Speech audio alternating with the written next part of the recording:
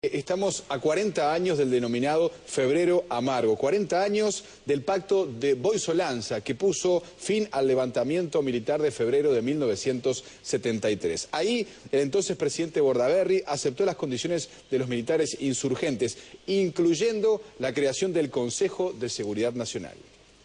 La crisis se precipitó el 8 de febrero de 1973, en medio de un clima de gran tensión y desconcierto, cuando el Ejército y la Fuerza Aérea desconocieron el nombramiento del general retirado Antonio Francese como ministro de Defensa. Cayó el jefe del Ejército, César Martínez, y los generales designaron al general Hugo Chiappe Pose como jefe del Ejército, al margen de todas las normas. Febrero del 73 es el momento en que el poder militar se expresa y se oficializa. Venían presiones militares, venían intervenciones militares muy duras. Emiten sus famosos comunicados 4 y 7, en el cual ya es una irrupción formal de las Fuerzas Armadas. Es el comienzo del golpe de Estado.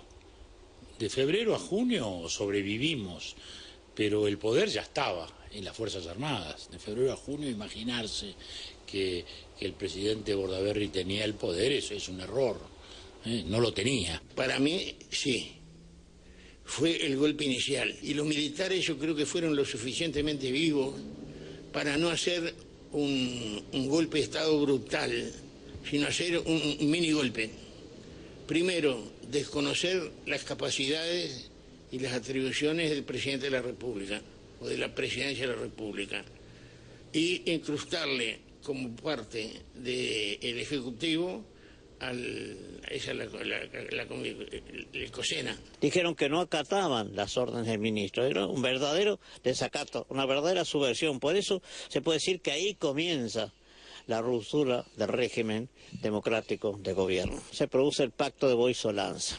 Es decir, el presidente de la República, que tenía la obligación de defender la Constitución, más que había jurado ante los representantes del pueblo respetar la Constitución, tolera la violación de la Constitución y se entiende con los militares, es decir, se plega a la subversión.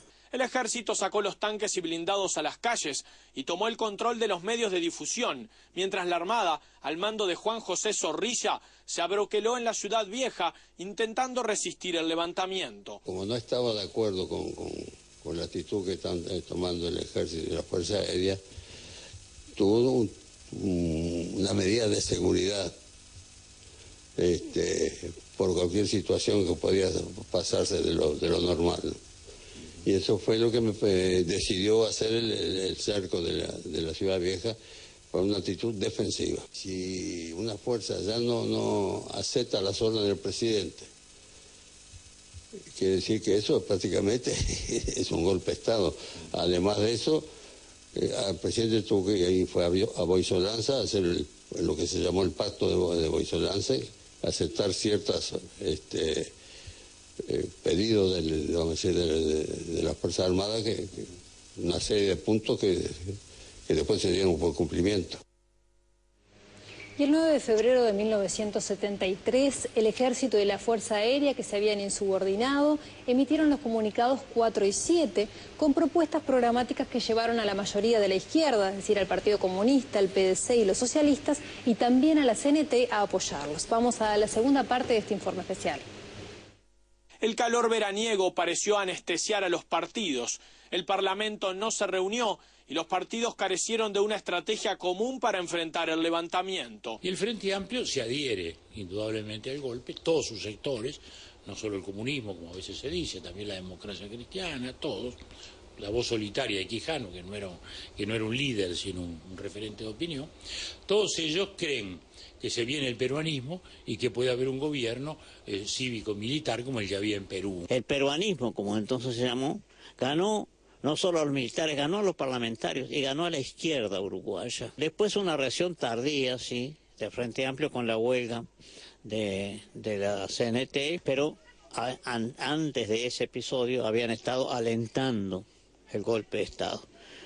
Seguramente pagaron un precio muy alto por este tremendo error que entonces cometieron. Los partidos políticos para mí actuaron con una ceguera política tremenda. Lo que yo le dije a Korzeniak cuando me dijo si el ejército tomó nuestra bandera, sí, para quemarla.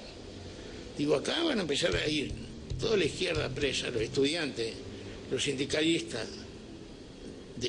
del tipo que sea, siendo sindicalista o preso, van a ir presos toda la gente que está contra, y al final van a ir presos los que no declaren en forma absolutamente seria su adhesión al régimen. Esto es un golpe de Estado, digo, ustedes de política saben mucho, pero de milico no saben nada. Yo creo que es importante resaltar, y además verlo autocríticamente, la parálisis terrible que tuvo el movimiento político de aquella época, de todos los sectores. Seguro, desde mi punto de vista el más criticable, al cual pertenezco yo y al cual debemos hacer autocrítica, que fue la izquierda, que no tuvo una única posición, pero que las mayoritarias fueron las de estar expectantes y creyendo que aquello respondía, digamos, a un problema que se generaba en el continente, que era el peruanismo, o los militares peruanistas, o lo que se llamó también la revolución socialista militar. Yo personalmente siempre pensé que fue una operación de inteligencia, para adentro y para afuera de las Fuerzas Armadas. Finalmente, Zorrilla y los demás oficiales constitucionalistas fueron traicionados en la Marina, que también se plegó a los rebeldes. El pacto de Boy-Solanza inició una nueva etapa en la historia del país.